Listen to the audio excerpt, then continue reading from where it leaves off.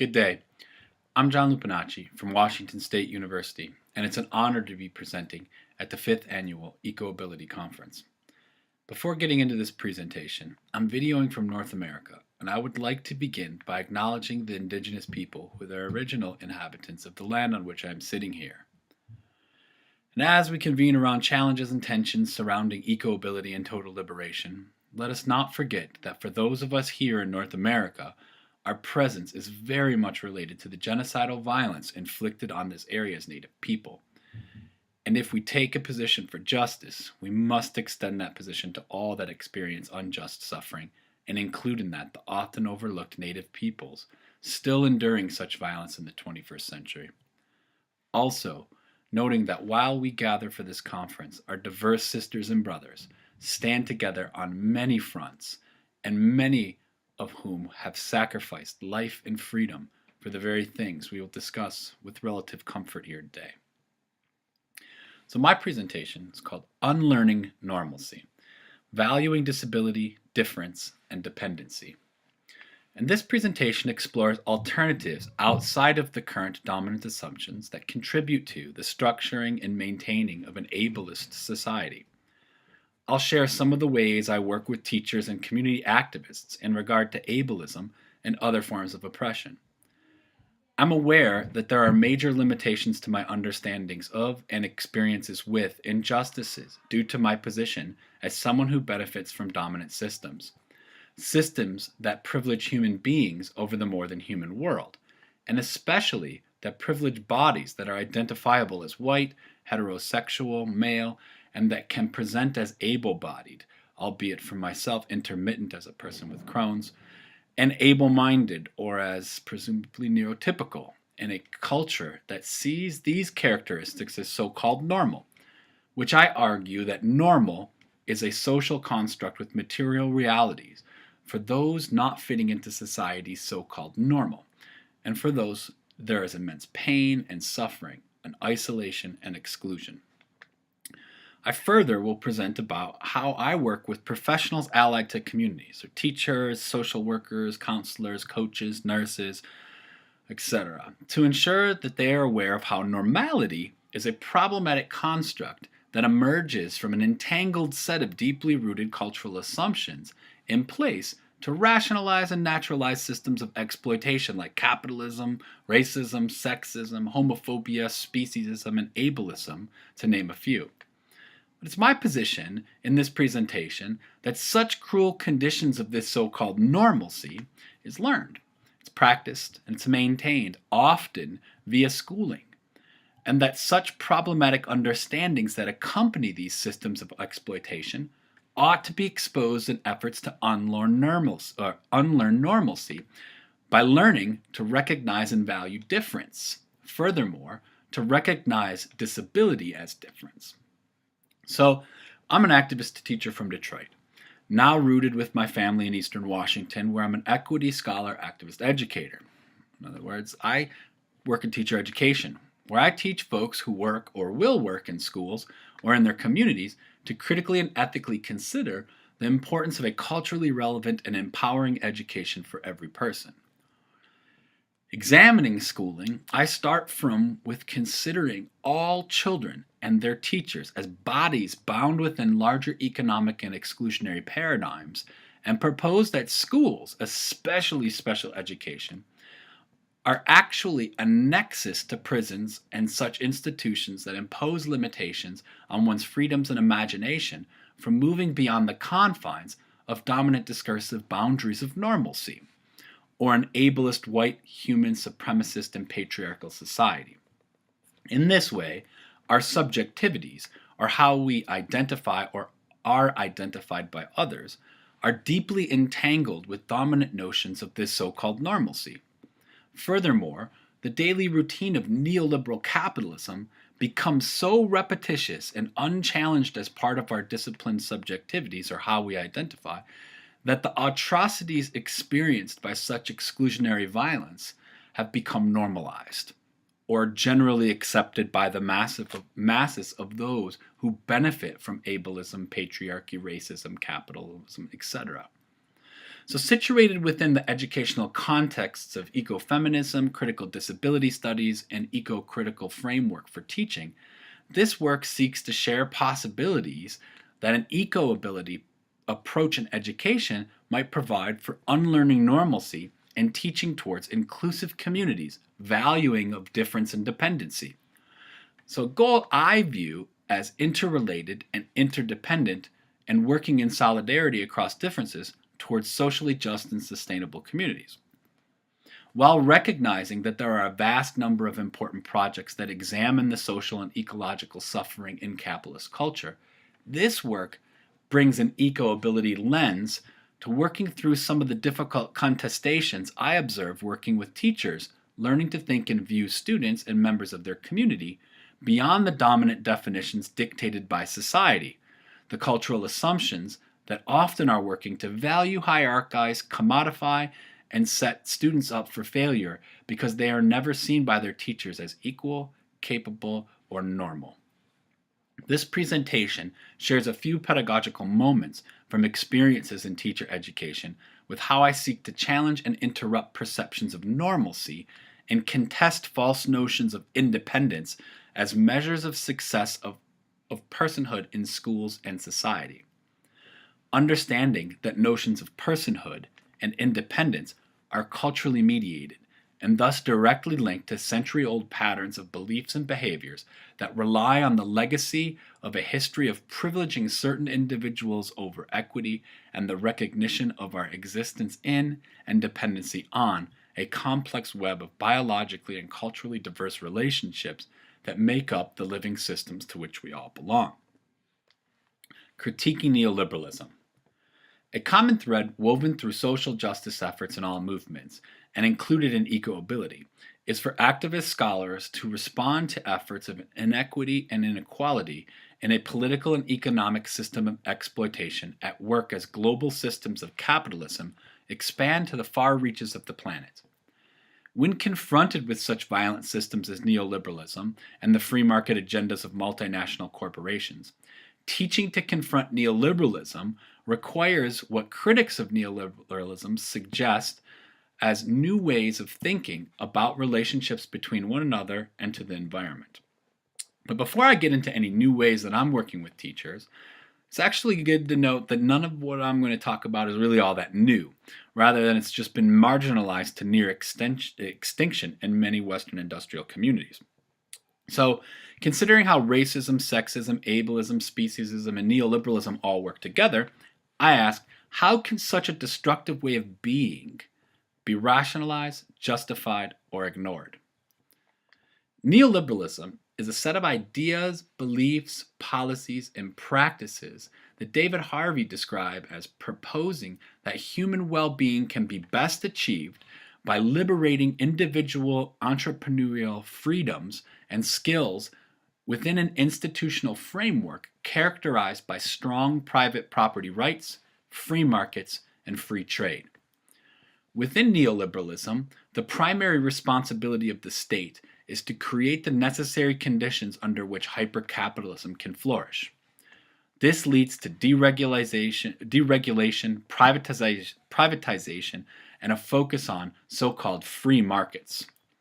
In short, neoliberalism is a system of enclosure through deregulation and privatization and results in an immense amount of exploitation and suffering. Enclosure, specifically the normalcy of commodification, which is a process of making something common a commodity, ensures that individualism, competition, and what I'll illustrate in a moment as an illusion of independence from human others, non-human others, and the environment are valued and even understood as natural or as innate. One of the primary assertions I'm making is that critiques of neoliberalism must include an understanding of how we think and how centric thinking and the accompanying logics of domination are foundational to the maintenance and perpetuations of systems of exploitation like neoliberalism. So, recognizing how centric thinking informs and perpetuates seeming commonsensical ideas and beliefs about the kind of systemic thinking that contributes to the conditions of exploitation that make something like neoliberalism work? And noting it really doesn't work. It just works for those who it's privileging, right? So that's important to know when I say that it works. It's my position that by recognizing how such assumptions work to enclose and govern relationships among humans and with the more than human world, that teachers can work with students in their communities to emphasize that there are alternatives. However, in order for critiques and challenges to neoliberalism to be effective, the underlying foundations must be examined and understood. This involves the understanding that the same logic that informs, for example, patriarchy and racism is also the underlying logic that informs domination, exploitation, and the devastation of environment as resources. So I'm going to talk a little bit about where I jump in there in my teaching. I introduce this concept drawing from ecofeminist philosopher Val Plumwood about value hierarchized dualisms. Val Plumwood illustrates how in Western industrial cultures, humans overwhelmingly understand relationality through sets of hierarchized dualisms.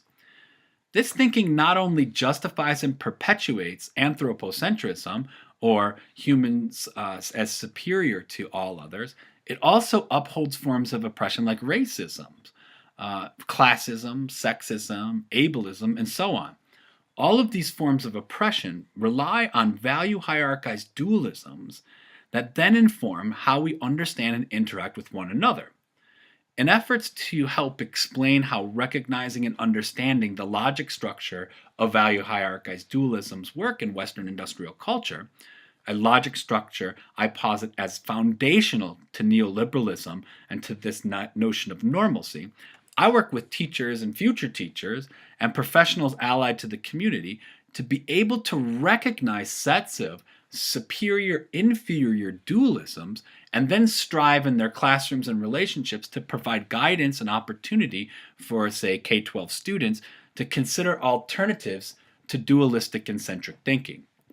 So I do so by introducing a list of dualisms to how this logic structure works. The list that I'm showing you now includes but is not limited to superior inferior, center margin,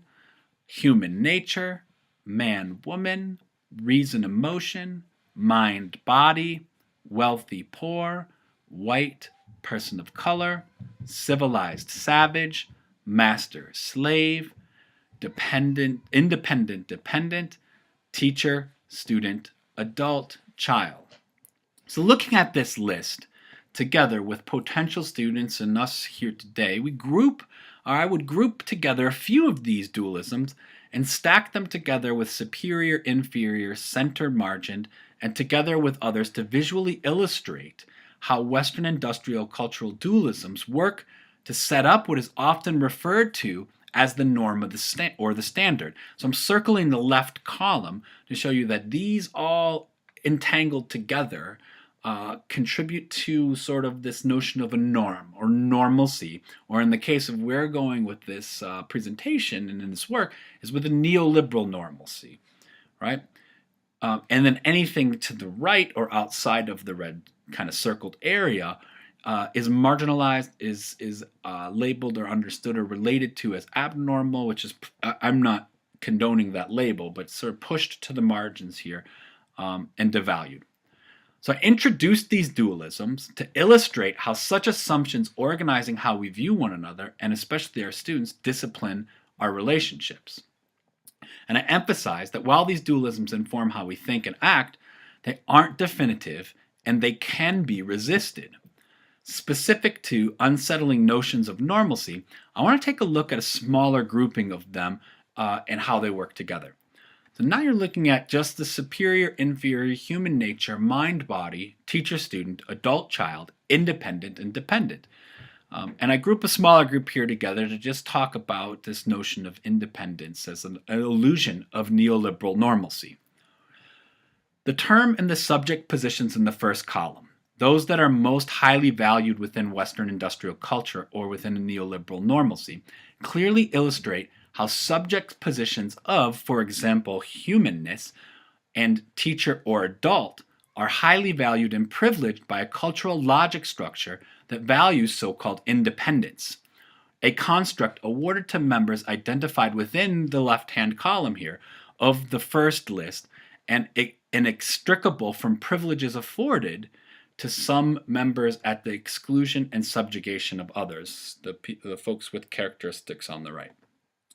Well, it could be easy to dismiss this kind of work because it seems like it would take forever to do and it takes a lot of time. What I'm kind of talking through here is that it really doesn't take up a lot of my class time, and it's not something that happens as a one-off. It's something that we kind of, in the work I'm doing, we keep out with us when we're writing, when we're talking, when we're organizing, when we're working together, to be sure that we're aware of the ways dualistic thinking as a habit of mind is sort of seeping into our relationships and how we understand the world. So finding that these lists illustrate how configurations of privilege and power can work to be understood, it can examine the dualisms in combination as being, how are we enabling or working with our groups or activist networks to, for all purposes here, to sort of destroy these binaries, to understand that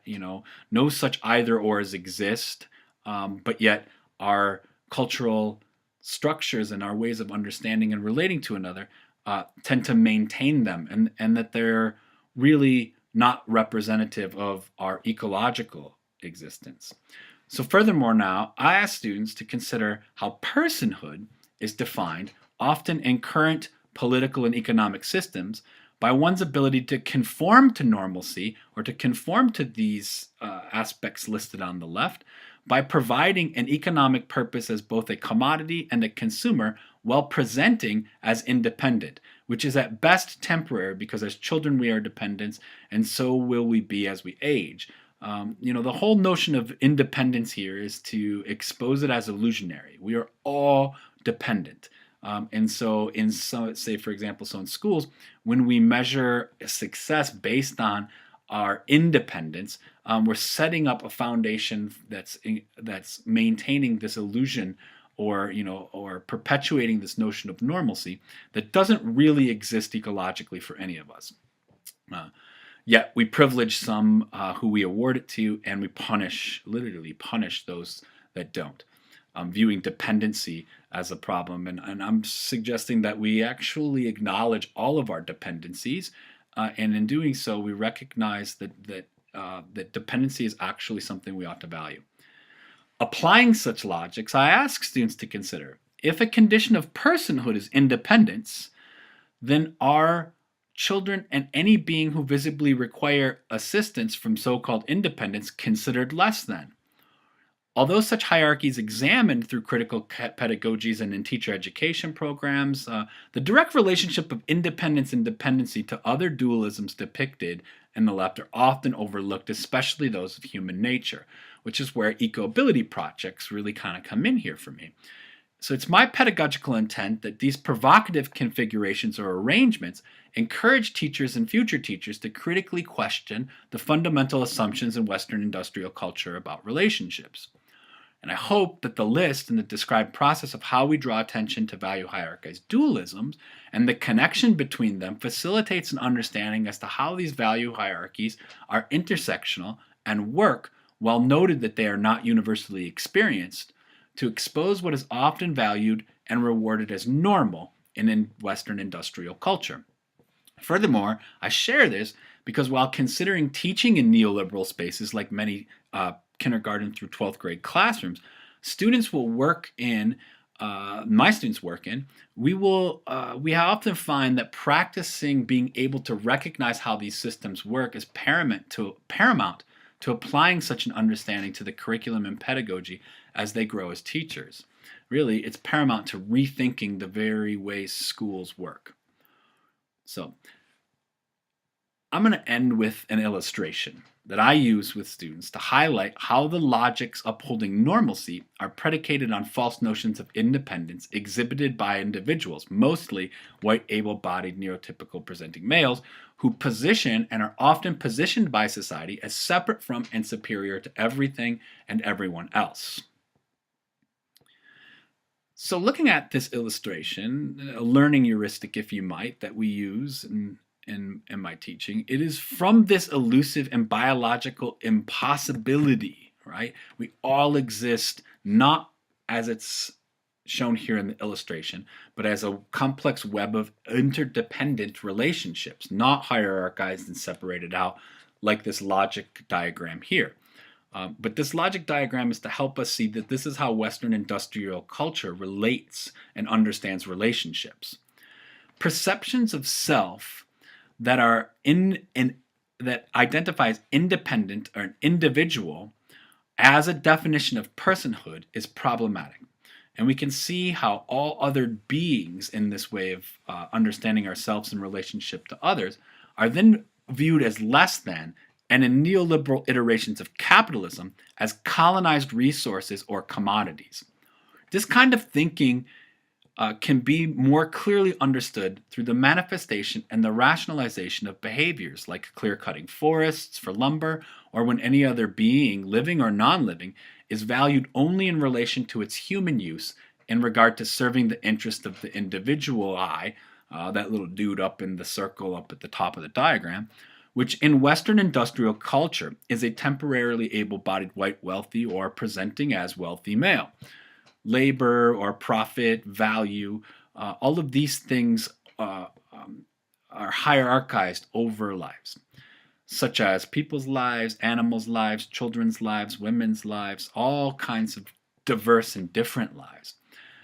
This is how we rationalize children and women working in sweatshops, factory farming, the manufacturing of electronics and sneakers, or children prisoners serving time in for-profit prisons that lock up minors for nonviolent offenses, or how we rationalize orcas spending decades sentenced to a life swimming in confined pools for human entertainment. Whatever it is, it gets rationalized or justified in a logic structure that I think is kind of depicted in this illustration. So as activist scholars committed to the eco-ability movement, I'll end with emphasizing that this is not intended to explain to those who suffer know all too well how neoliberalism works. Rather, this is a tool for communicating to those who will never and can't ever understand fully what it's like to experience a life of being seen as less than and worth to those around us. So it's intended to help many of my students who are becoming teachers. All too often, the most privileged are those in power and making what they believe to be inclusive or accessible or culturally relevant changes to systems like education. Well, I'm advocating that that's got to change, and it's my hopes that through bringing eco-ability work to critical teacher education, like through radical animal pedagogies or work from critical animal studies activist scholars, that it can be facilitated for professionals allied to the community like teachers, that they can unlearn these oppressive value hierarchized conceptual frameworks. And maybe those illustrations that I showed you could help them in that process, recognizing that all of our core ecological existences are dependent on each other and all the living species. And in accordance with an eco-ability approach, that reminds us to be learners, ask questions, and listen. So I end sharing a few of the questions I am working through as I address my own layers of privilege in this work. First question: how do we recognize the ways colonialism and privileges of academia and formal education seep into our work? And how do we not teach about, but with diverse perspectives? Second, how do we recognize differences between allyship, solidarity, and appropriation instrumentalization? And how do we seek friendship with those too often silenced and ignored in activist work? Third, given the diverse context of our local relationships, what are some of the desired outcomes of direct action from eco-ability projects, students, K-12 teachers, and in schools and educational programs, etc.? And fourth, how do we work toward partnerships and diverse forms of resistance that recognize disability as difference and not devaluing difference?